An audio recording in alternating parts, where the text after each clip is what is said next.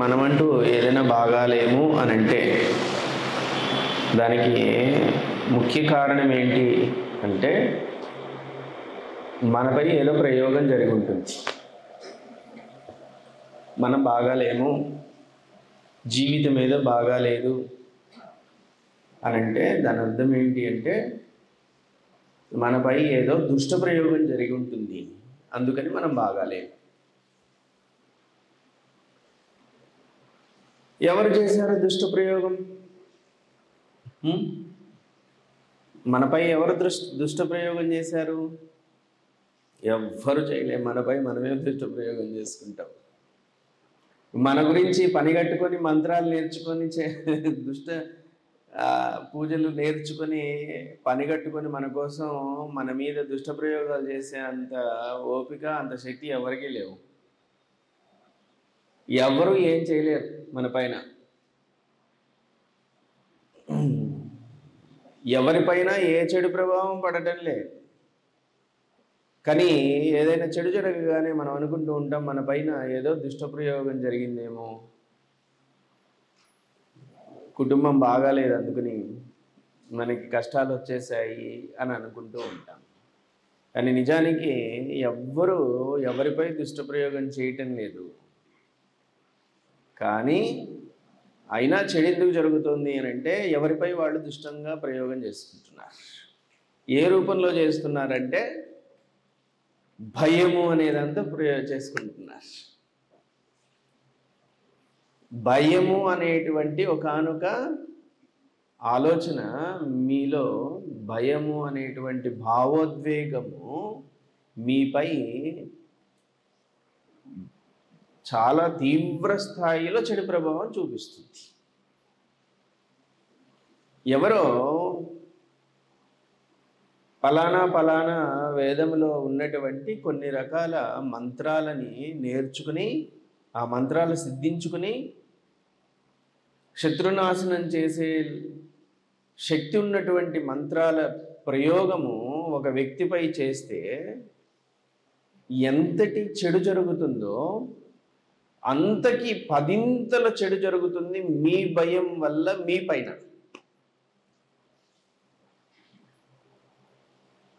పూర్వకాలంలో చేసేవారు కొన్ని రకాల వేదంలోనే కొన్ని రకాల హోమాలు, శత్రు సంహారం చేయటం కోసము కొన్ని రకాల హోమాలు ఉన్నాయి.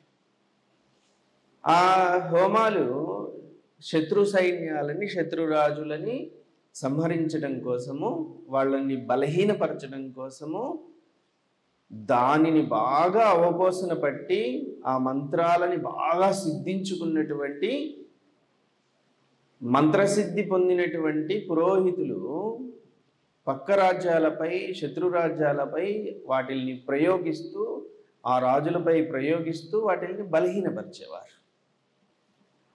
వాళ్ళు అలా చేయటం వల్ల ఆ శత్రువుపై పడే ప్రభావము మహా అంటే ఒక 20%, 30%. కానీ వాళ్ళు అన్ని శాస్త్రాలు నేర్చుకొని ప్రయోగించినటువంటి ఆ మంత్రము 30% వరకు రీచ్ అవ్వగలుగుతుందేమో. కానీ భయం వల్ల మీపై మీరు ప్రయోగించుకునేటువంటి మంత్రము మాత్రము 90% పనిచేస్తుంది మీ పైన.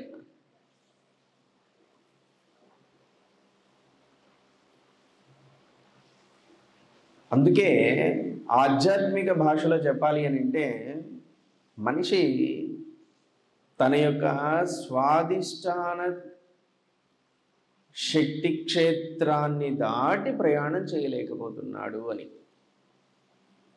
స్వాధిష్టాన చక్రము అని అంటే మూలాధారానికి పైన ఉంటుంది. మన శక్తి అంతా వెళ్ళి అక్కడ పోగే కూర్చుంటుంది. అది దాటి వెళ్ళటంలే పైకి.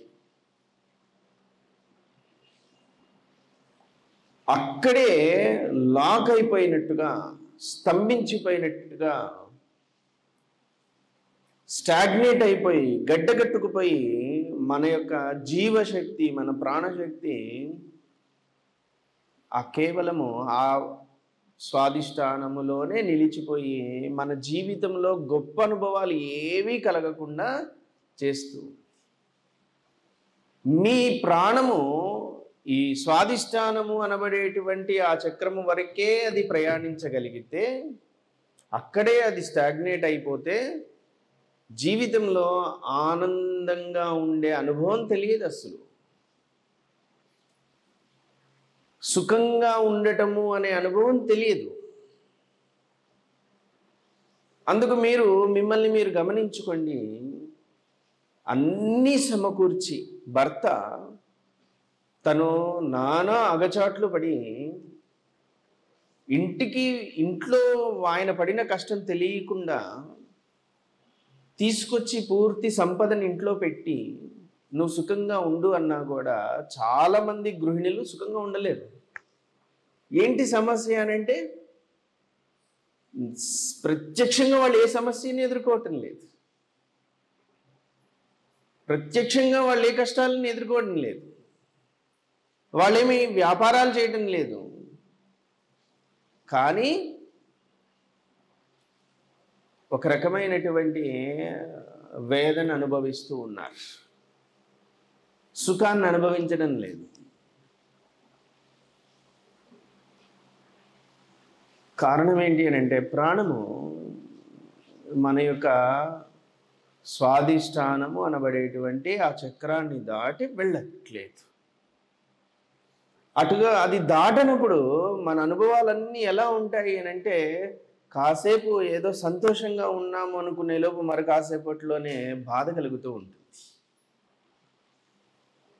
ఇవాళ కాస్త ప్రశాంతంగానే అనిపిస్తుంది అని అనుకునే లోపు రేపటికి ఎందుకు దిగులు కలుగుతుందో తెలియట్లేదు. దానికి మనకి సైంటిఫిక్గా ఏం చెప్పేశారు అని అంటే, మూడ్ స్వింగ్స్ ఉన్నాయి వీళ్ళకి అని అంటారు. ఎందుకు జరుగుతుంది అసలు ఆ మూడ్ స్వింగ్స్ ఎందుకు అవుతున్నాయి? ఇది ఏ ఒక్క మనిషికో జరగటం లేదు, దాదాపు అందరికీ జరుగుతున్నాయి. కాసేపు ప్రశాంతంగానే ఉన్నారు అని అనుకునే లోపు మరి కాసేపట్లో భయం ఏదో వచ్చి చేరుతుంది. ఎందుకు భయపడుతున్నారు అని అంటే వారికి తెలియదు. మనం చెయ్యకూడని ఎవరినైనా హత్య చేసి ఉన్నామా భయపడడానికి? ఏం చేయలేదు. దొంగతనం చేసి ఉన్నామా? ఏం చేయలేదు. ఎవరినైనా కొట్టున్నామా? అలాంటివి ఏమీ చేయలేదు. కానీ ఏదో భయం వేస్తూ ఉంది. మనము దానికోసము ఈ భయాన్ని ఎట్లా అప్లై చేస్తామనంటే, పిల్లల గురించి అండి భయం అని అంటారు. ఇదే కాదు.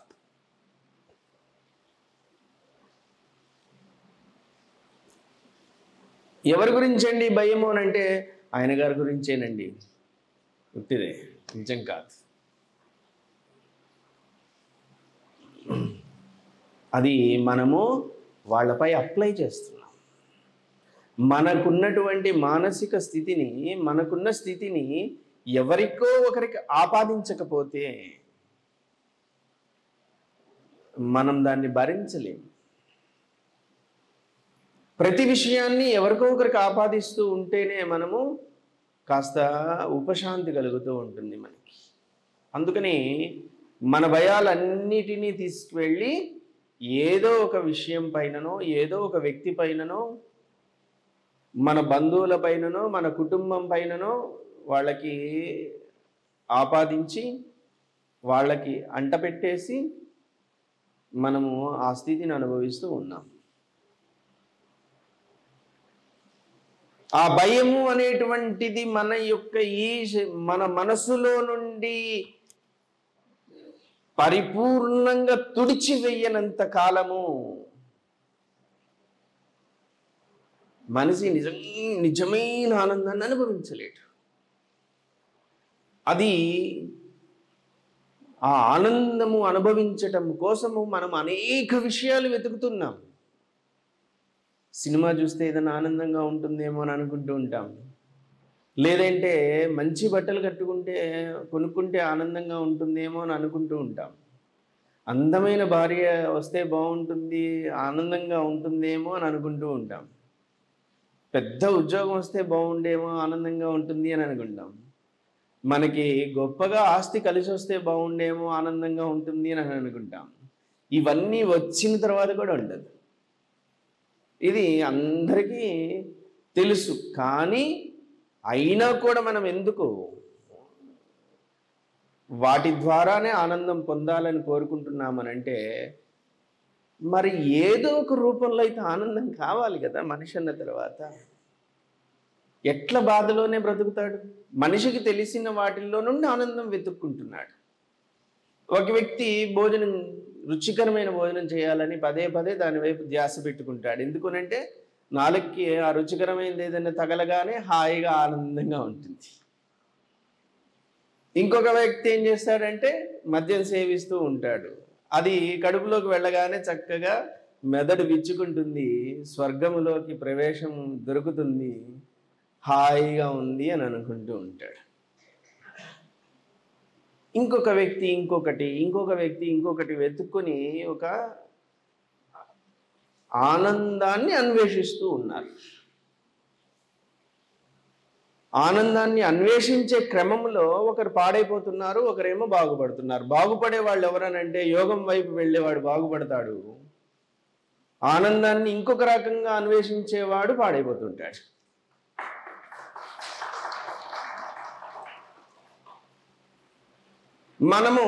మనకు తెలియకుండానే అనేక వ్యసనాల్లో ఉన్నాం. మిమ్మల్ని మీరు ఆత్మ పరిశీలన చేసుకోండి. నేను మిమ్మల్ని ఇబ్బంది పెట్టే ఉద్దేశం కాదు. మిమ్మల్ని మీరు సరి చేసుకుంటే, ఎక్కడో జరుగుతున్న లోపాన్ని మనం సరి చేసుకుంటే గొప్ప ఆనంద స్థితిలోకి వెళ్ళిపోతాం. సహజ స్థితి మనది. ఆనందము అనేది మన సహజ స్థితి. మీ యొక్క తల్లిదండ్రులు చక్కగా ఆనందముగా ఉన్నటువంటి సంయోగ స్థితిలో మీ బీజం పడింది. వాళ్ళు ఏడుస్తూ మిమ్మల్ని కనే బీజం వేయలేదు, అవునా కాదా? భగవంతుడు సృష్టి చూడండి, బీజము పడేటప్పుడు ఆ బీజాన్ని ఉత్పత్తి చేసేవారు పరమ ఆనంద స్థితిలో ఉండగా ఆ బీజం పడాలి అని శారీరక సుఖాన్ని ఒక అత్యున్నతమైన స్థాయికి తీసుకువెళ్ళిన సమయంలో ఆ కణము, స్త్రీ పురుషుల యొక్క కణము ఒక దగ్గరకు వచ్చి చేరుతుంది, కలుస్తుంది. ఎందువల్ల అంటే ఆ కణము అంతటి ఆనంద స్థితిని పొందాలి అని.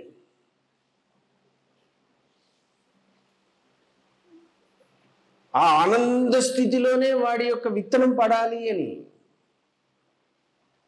అలా దైవము మనల్ని ఆనందము అనేటువంటి మూల పదార్థం నుండి సృష్టించింది. ఆనందము అనే మూల పదార్థాన్ని ఆధారంగా చేసుకొని పుట్టిన మనము ఏడుస్తూ ఉన్నాం.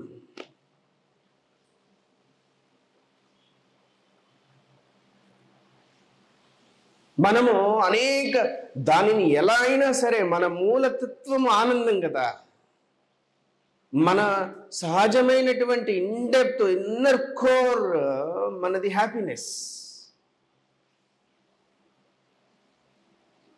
అంతరాంతరాలలోకి అలా వెనక్కి వెళ్ళి వెళ్ళి వెళ్ళి వెళ్ళి వెళ్ళి వెళ్ళి వెళ్ళి విభజించుకుంటూ వెళ్ళిపోతుంటే చివరికి ఏంటి అని అంటే మనం నిజానికి ఆనంద స్వరూపము, కానీ ఆనందంగా లేవు.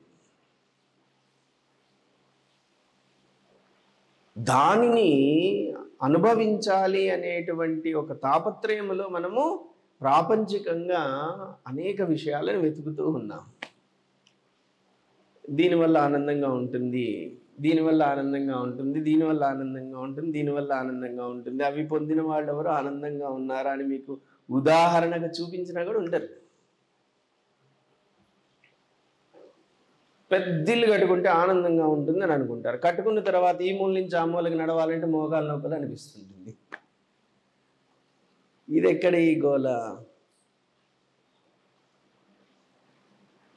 పెద్ద కారు కొనుక్కుంటే బాగుంటుందని అనిపిస్తుంటుంది. BMW కార్ని సర్వీసింగ్కి పంపించిన తర్వాత అబ్బా అనిపిస్తుంటుంది.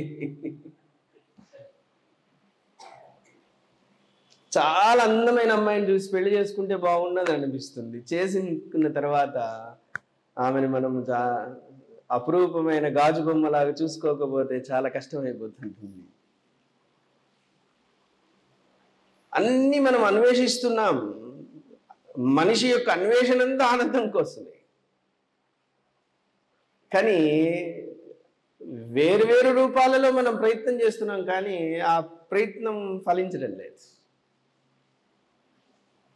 మనమందరం వ్యసనపరులమై ఉన్నాం. ఆ విషయాన్ని ఫస్ట్ గుర్తుపెట్టుకోండి. ఇప్పుడు మనం చెప్తున్న దాంట్లో ముఖ్యమైన విషయం ఏంటి అని అంటే, మనమందరం వ్యసనానికి బానిసలై ఉన్నాం. ఏ వ్యసనము అని అంటే, ఆనందాన్ని అన్వేషించే క్రమంలో ప్రాపంచికంగా అనేక విషయాలని మనము ప్రయత్నం చేస్తున్నాం. ఆ వ్యసనంలో చిక్కుబడిపోయి ఉన్నాం.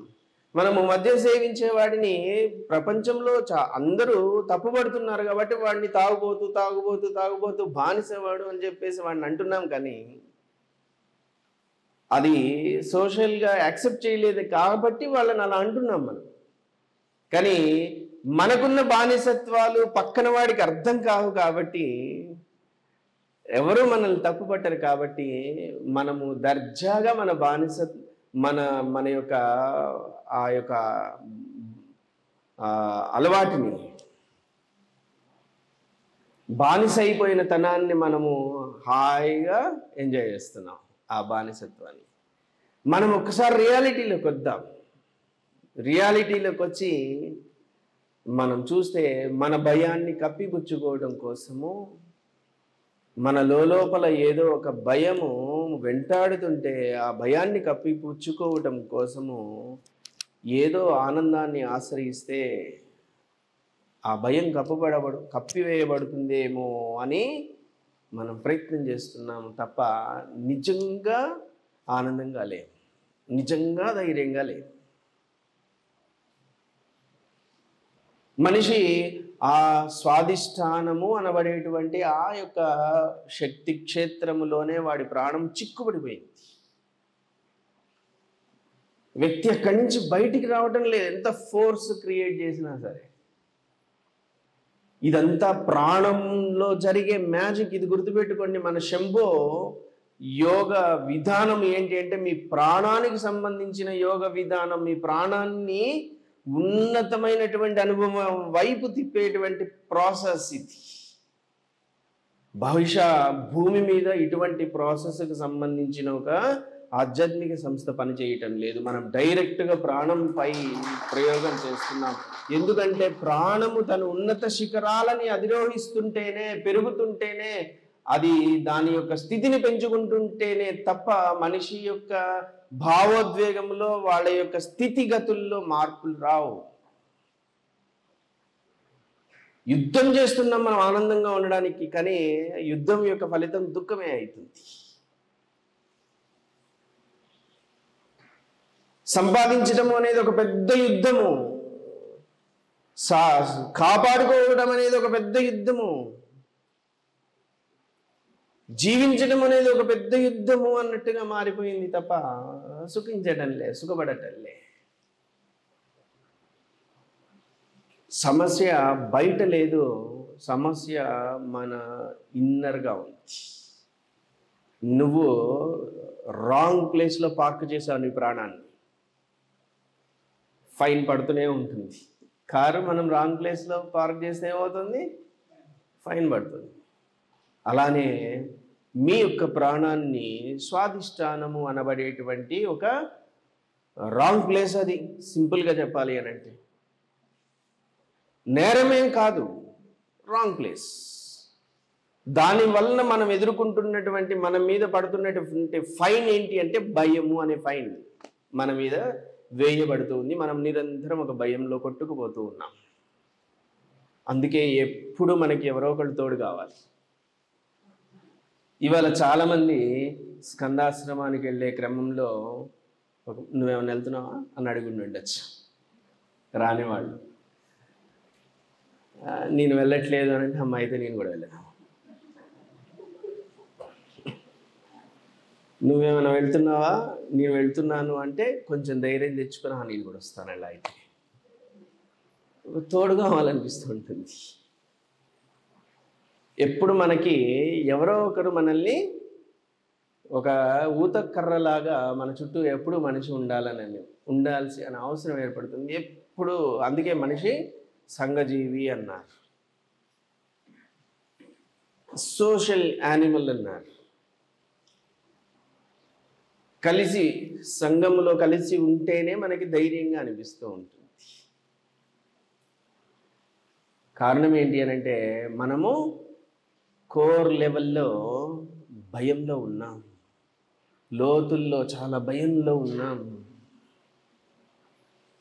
ఆ భయాన్ని వీడవలసిందే, ప్రతి మనిషి ఆ భయాన్ని వీడవలసిందే. నా ప్రయత్నం అంతా ఏంటి అని అంటే, మీరు ఇప్పుడు ఉన్న ఫలానా శివుణ్ణి దర్శనం చేసేసుకొని శివాని ఐక్యమైపోవటం గురించి కూడా కాదు. నా ప్రయత్నం అంతా ఏంటి అని అంటే, మీరు భయాన్ని విడిచిపెట్టడం గురించి. ఏం జరగదు, నిజానికి మీరు ఏదైతే భయపడుతున్నారో అక్కడికి వెళ్ళి నించున్న తర్వాత చూస్తే ఏముంది, ఏం లేదు ఇక్కడ అనిపిస్తుంది.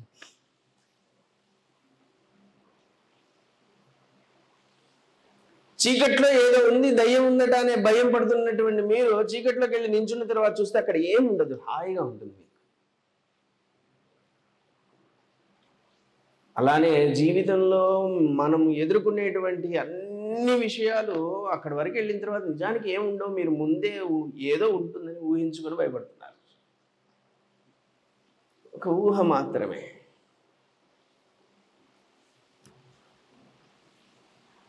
ఫిఫ్త్ క్లాస్ ఎగ్జామ్స్కి, యాన్యువల్ ఎగ్జామ్స్కి పిల్లలు బాగా భయపడుతుంటారు. ఇప్పుడు వాళ్ళు ఇంజనీరింగ్ చేసి కోట్ల రూపాయలు అమెరికాలో ఉండి సంపాదించుకుంటున్న వాళ్ళు ఉన్నారు. వాళ్ళు అప్పుడు చాలా భయపడిపోయి ఉంటారు. అది దాటారు వాళ్ళు, 10th క్లాస్కి కూడా వెళ్ళారు, అది అయిపోయింది, ఇంజనీరింగ్ వెళ్ళారు, అక్కడికి వెళ్ళారు, వాళ్ళు విదేశాలకు వెళ్ళి మరీ ఉద్యోగాలు చేసుకుంటున్నారు. భయం అనేది కేవలం మన ఊహ మాత్రమే. మనము పై స్థాయిలో బుర్రలో మనకి ఇదేంటంటే చూడటానికి ఇంతే ఉంది. ఎవరి బుర్ర వాళ్ళ 2 చేతుల మందం ఉంది అంతే. వాడి మెదడు, ఎవరి మెదడు వాడికి ఎవరి పిరికెడు ఎంత ఉందో అంతే ఉంటుంది వాడి మెదడు. దీంతో ఇదేం చేస్తుంది అంటే ప్రపంచం మొత్తాన్ని చూపించేస్తుంది. ఇది పెద్ద బాధ. చూడటానికి చిన్నదే ఇది, కానీ ప్రపంచం మొత్తాన్ని, అసలు ప్రపంచం కాదు, మొత్తం లోకాలన్నిటినీ ఈ బుర్ర ఊహించగలదు. దాంట్లో మనము భయం అనే ఊహని బాగా పెంచేసుకున్నాం. భయం అనే ఊహని బాగా పెంచుకుని రోజు భయపడుతున్నాం. పిల్లల్ని కన్నాం, సంతోషము అనుకునేలోపు వీడు ఎట్లా చదువుతాడో ఏంటో, వాడు ఇంతే ఉంటాడు, వీడి చదువు గురించి ఇప్పటి నుంచి భయపడుతుంటారు. నా దగ్గరకు వస్తారు, వాడు ఇంతే ఉంటాడు, వీడి పరిస్థితి ఏంటో గురూజీ, చదువుతాడంటారా? అలా బ్రహ్మదేవుడు కూడా చెప్పలేడు వాడు చదువుతాడా లేడు. అప్పుడే ఏంటి వాడి గురించి, ఇవి ఇంతున్నాడు, వాడు ఇప్పుడే చదువేంటి దాని గురించి, వాడు ఏదో వాడి స్కూల్కి పంపు, వాళ్ళ బాధ వాళ్ళు పడతారు టీచర్లు. బాగా చదువుతాడంటారా గురూజీ అంటే, బ్రహ్మదేవుడి దగ్గరికి వెళ్ళి చిట్టాపద్దులు ఎత్తుకొని వచ్చినా కూడా చెప్పలేము వాడు బాగా చదువుతాడా లేదా. వీడు ప్రయోజకుడు అవుతాడా గురూజీ అంటే, వాడు బుద్ధి బాగుండే ప్రయోజకుడు అవుతాడు, కాకపోతే కాడు.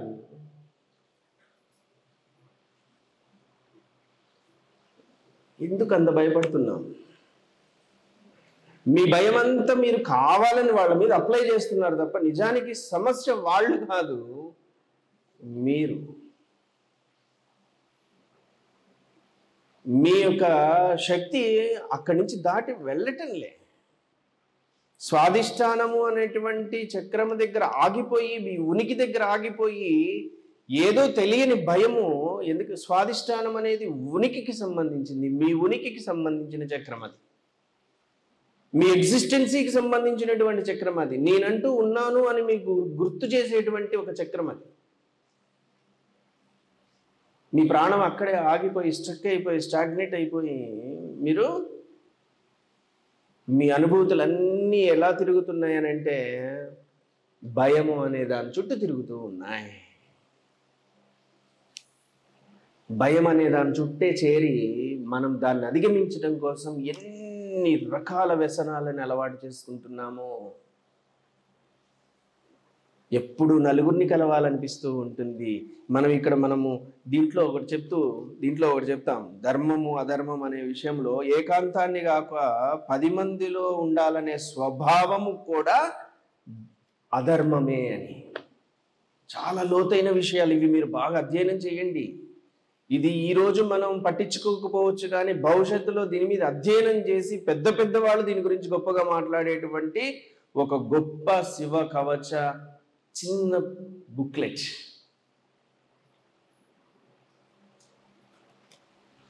చూడటానికి చాలా చిన్నగా ఉంటుంది, ఒక్క మాటలోనే చెప్తాను నేను విషయాన్ని, కానీ దాంట్లో అధ్యయనం చేసే అంతటి విషయం ఉంటుంది దాని లోపల. మనము పదే పదే సంఘముతో కలిసిపోయి గుంపులు గుంపులుగా ఉండాలి అనేటువంటి తాపత్రయం ఎందుకు కలుగుతుంది అంటే లోపల మనకేదో భయం ఉంది.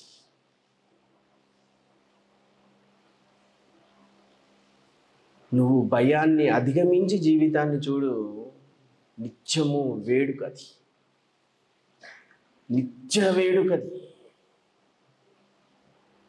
ఈ భయాన్ని అధిగమించడం కోసము ఆ మనిషిలో ఉన్న మూలల్లో నుండి ఉన్నటువంటి ఆ భయాన్ని అధిగమించడం కోసం ప్రాపంచికతని ఎవడైతే ఆశ్రయిస్తాడో ఆ వ్యక్తి ఆగమైపోతూ ఉంటాడు. ఆ భయాన్ని అధిగమించడం కోసము ఆధ్యాత్మికతని ఎవరైతే ఆశ్రయిస్తారో, యోగాన్ని ఎవరైతే ఆశ్రయిస్తారో ఆ వ్యక్తి మరింత మరింత మరింత వైభవంగా మారిపోతుంటాడు. అందుకే నేను మిమ్మల్ని పదే పదే కోరుకుంటున్నది ఏంటి అని అంటే, మీలో ఉన్నటువంటి ఆ లోపము ఏదైతే ఉందో, మీకే తెలియకుండా మీ జీవితాన్ని ఇబ్బంది పెడుతున్నటువంటి ఆ భయం అనేటువంటి మహమ్మారి ఏదైతే ఉన్నదో, ఆ మహమ్మారిని అధిగమించడం కోసము మీరు ఈ యొక్క శంభో యోగాన్ని బాగా సాధన చేయండి. అది ఏం చేస్తుంది అంటే, మీ యొక్క ప్రాణము ఎక్కడైతే ఏ స్వాధిష్టానములో అయితే, ఏ ఎగ్జిస్టింగ్ సెంటర్లో అయితే అది స్ట్రక్ అయిపోయి ఉందో, స్టాగ్నేట్ అయిపోయి ఉన్నదో, దానిని అది ప్రేరేపించి సాధన. శంభోయోగంలో మీరు ఏది పట్టుకుంటారో పట్టుకోండి. మన యొక్క యూట్యూబ్ ఛానల్లో 100కి తగ్గకుండా సాధనలు ఉన్నాయి. మీకు ఏది అనుకూలమో చూసుకోండి, ఆ సాధన చేసి చూసుకోండి. మీకు ఏది అనుకూలంగా ఉంటే దాన్ని పట్టుకొని సాధన చేయండి. మీరు ఆ యొక్క భయము అనేటువంటి మూలాలలో ఉన్నటువంటి భయము అనేటువంటి ఒక విషయాన్ని మీరు ఛేదించుకొని బయటికి వెళ్ళిపోతారు. అప్పుడు నిజంగా జీవితము నిజంగా మొదలవుతుంది. ఇప్పుడు ఇంకా మొదలు కాలే. మీకు 50 ఏళ్ళు వచ్చి ఉండనివ్వండి, 60 ఏళ్ళు వచ్చి ఉండనివ్వండి, 70 ఏళ్ళు వచ్చి ఉండనివ్వండి, జీవితం మొదలు కాలేదు. ఎందుకనంటే పుట్టినప్పుడు ఎక్కడైతే ఆగారో అక్కడే ఆగారు. మీ శక్తిపరంగా, శరీరపరంగా ఎదుగుంటారు, కానీ శక్తిపరంగా పుట్టినప్పుడు మనిషి మహా అంటే మూలాధారము, స్వాధిష్టానము అనే ఆ రెండు స్థాయిల్లో మాత్రము రాగలడు. అక్కడి వరకు వచ్చేస్తుంటారు, అంతకుమించి ఎదగలేదు. లోపల ప్రాణము ఎదగలేదు.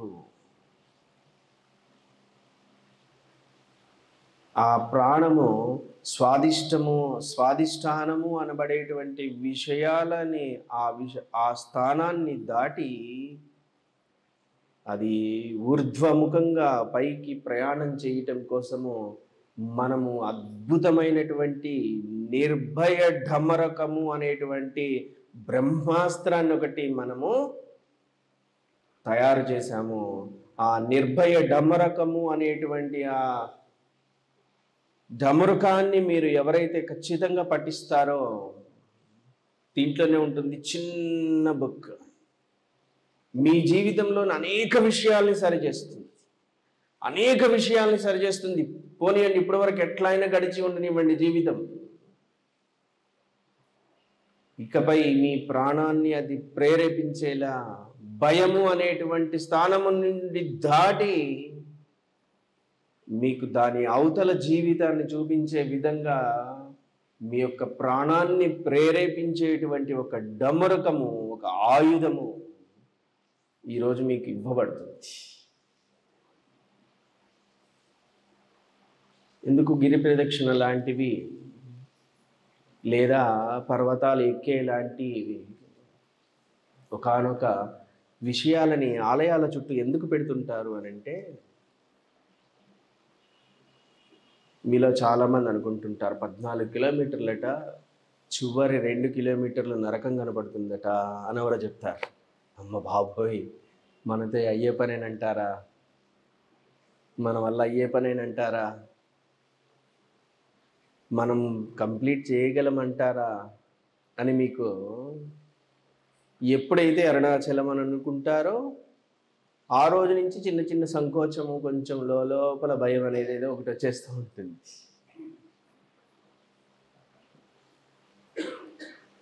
మేము దాటగలమా? ఆ హడిల్ని దాటగలమా?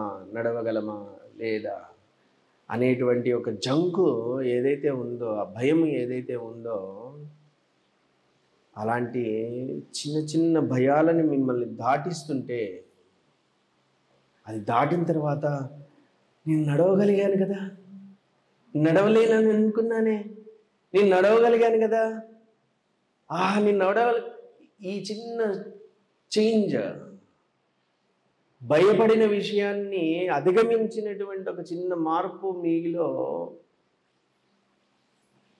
ఏర్పడితే మీరు భవిష్యత్తులో వేరే విషయాలలో కూడా నేను ఇది దాటగలను అనేటువంటి భావన మీలో రావడం కోసం.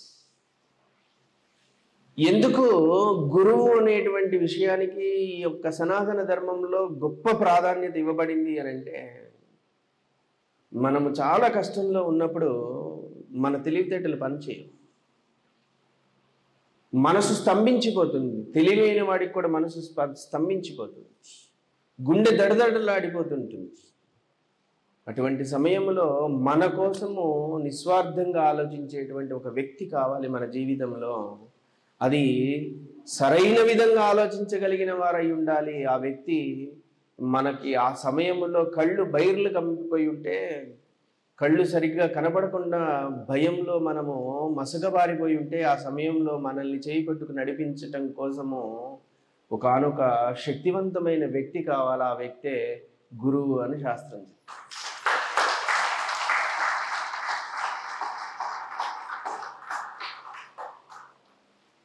అన్నీ అనుకూలంగా ఉన్న రోజు చాలా ఈజీగా గడిచిపోతాయి జీవితాలు. కానీ ఎప్పుడైనా అనుకూలత దెబ్బతిన్నప్పుడు మనిషిలోకి భయం చొరబడుతుంది. భయంకి మించిన గొప్ప మహమ్మారి ఇంకొకటి లేదు. ఆ భయం అనేది చొరబడిన రోజు నువ్వు దాన్ని అధిగమించడం కోసము నీ జీవితంలో గురువు అనేటువంటి ఒక వ్యక్తి నీ జీవితంలో ఉంటే, తలుచుకున్నంత మాత్రాన నీ యొక్క దడదడలాడేటువంటి ఆ గుండె నిదానపడటం మొదలు పెడుతుంది. నువ్వు నిదానపడు. ముందు సమస్య పరిష్కారం జరుగుతుంది, నువ్వు ముందు నిదానపడు. ఆ నిదానపడటము అనేటువంటి విషయానికి ఒక మెకానిజమే గురువు. నీ యొక్క భయాలని, నీ యొక్క అభద్రతలని తీర్చుకోవటం కోసం ప్రాపంచికంగా వెతుకులాట మొదలుపెట్టావు అని అంటే,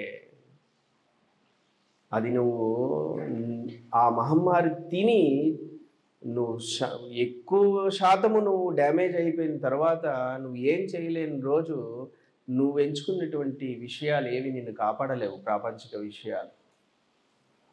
కానీ అది ఆదిలోనే నీలోకి ప్రవేశించిన మరుక్షణమే భయము అనేటువంటి మహమ్మారో, ఆందోళన అనేటువంటి మహమ్మారి నీలో ప్రవేశించిన మరుక్షణమే దాన్ని నువ్వు సంహరించేస్తే, గురువు అనేటువంటి ఒక్క స్మరణతో అంతటితో దాని వలన కలిగే ప్రమాదం ఆగిపోతుంది. అందుకని మనిషి భయంలోకి ప్రవేశించకుండా ఉండటానికి ఋషులు అనేక రకాలుగా ప్రయత్నం చేశారు. మనల్ని అవహేళన చేయటం కోసము చాలామంది తెలివైన వాళ్ళు, మేధావులు బయలుదేరవచ్చు. ఆ రాయిలో ఉందానే దేవుడు, బుద్ధి లేని వాళ్ళందరూ ఆ రాళ్ల చుట్టూ చేరి పూజలు చేస్తూ ఉంటారు, ఇలాంటి మాటలు మాట్లాడుతూ ఉంటారు. ఆ రాయిలో దేవుడున్నాడని నువ్వు నమ్మి దండం పెట్టుకుంటే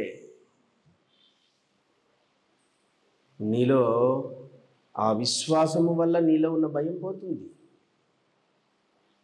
ఆ చిత్రపటము నిజంగా దేవుడిదే ఫోటో తీసుండకపోవచ్చు, కానీ ఆ ఫోటోలో ఉన్నది సాక్షాత్తు శివుడే అనేటువంటి స్మరణతో నువ్వు ఆ ఫోటోకి నువ్వు దండం పెట్టుకున్నా సరే నీలో భయం తగ్గుతుంది.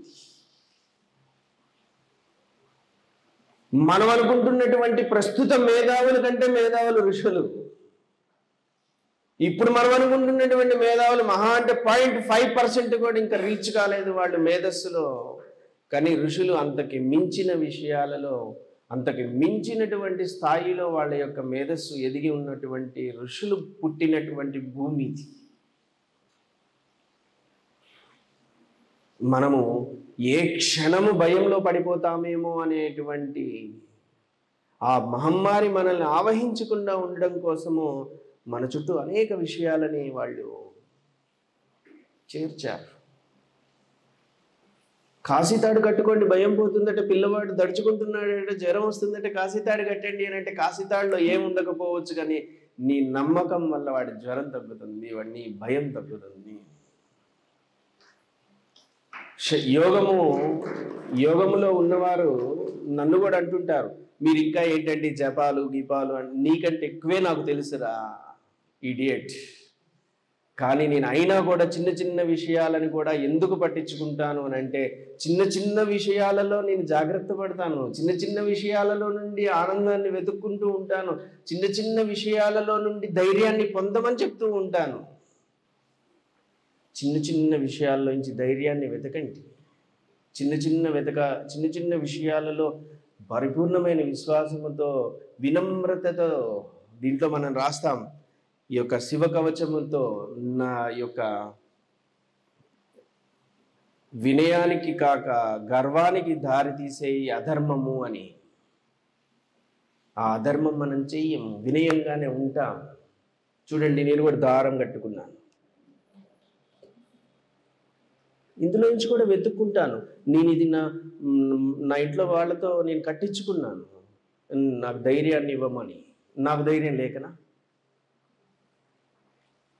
కానీ చిన్న విషయాల్లో నుంచి ధైర్యాన్ని వెతుక్కుంటా. ఏ క్షణము ఎంత అవసరమో అంత దాంట్లో నుండి మనల్ని మనం పికప్ చేసుకుంటూ ఉంటాం. స్పిరిచువాలిటీని అలానే తీసుకోవాలి, చాలా సింపుల్గా, మూఢముగా వద్దు, సింపుల్గా. అవన్నీ వదిలేసి తిరగటము అనేదే శాపగ్రస్తం అవ్వటము అని అంటే, మనిషి ఇప్పుడు ప్రస్తుతము మితిమీరిన ఆధ్యాత్మిక జ్ఞానము అనేటువంటి ఒక పేరుతో శాపగ్రస్తుడవుతూ ఉన్నాడు. జాగ్రత్తగా ఉండండి. అటువంటి శాపగ్రస్తపు ఆధ్యాత్మికతలను అవలంబించకండి. మనం ప్రతి విషయంలో దైవాన్ని చూద్దాము, దారములో చూద్దాము, రాతిలో చూద్దాము, మనిషిలోనూ చూద్దాము, గుడిలోనూ చూద్దాము, బడిలోనూ చూద్దాము, అన్నిట్లో దైవాన్ని చూద్దాం. మన మనసంతా దైవంతో నింపుకుందాం. అప్పుడే మనము ఈ యొక్క జీవితాన్ని ఆనందించగలం. భయము అనే మహమ్మారి నుంచి మనం బయటపడగలము. మనము భయాన్ని అధిగమించడం కోసం ఎంచుకున్నటువంటి ప్రాపంచికమైన వ్యసనాలన్నిటినీ తగ్గించుకుంటూ సాధన అనేటువంటి చిన్న విషయాల ద్వారా మిమ్మల్ని మీరు సరి చేసుకునే ప్రయత్నం చేయండి. ఇక్కడ మీకు ఇచ్చినటువంటి ఈ యొక్క చిన్న బుక్లెట్స్, శంభో పదము, శివ కవచము, డమరకము అనబడేటువంటి చిన్న విషయాలని మీరు ప్రతినిత్యం పఠించండి. ఒక్క 40 రోజుల్లో మీరు ఎంత గొప్పవాళ్ళు అవుతారో మీరే చూసుకోండి. మీ జీవితంలో, మీ మనసులో, మీ ఆలోచనలలో ఎంత గొప్ప మార్పులు వస్తాయో మీరు గమనించుకోండి. అటువంటి గొప్ప విషయాలను మనము ఇందులో ఉంచాం. ఈరోజు మనము నిర్భయత్వము పొందేటువంటి డమరకాన్ని మనము ఈరోజు ప్రయోగిద్దాము. ఇవన్నీ మీకు అందించబడతాయి, మీరు కూడా తీసుకుని దాన్ని మాతో పాటుగా చెప్పండి. సరేనా?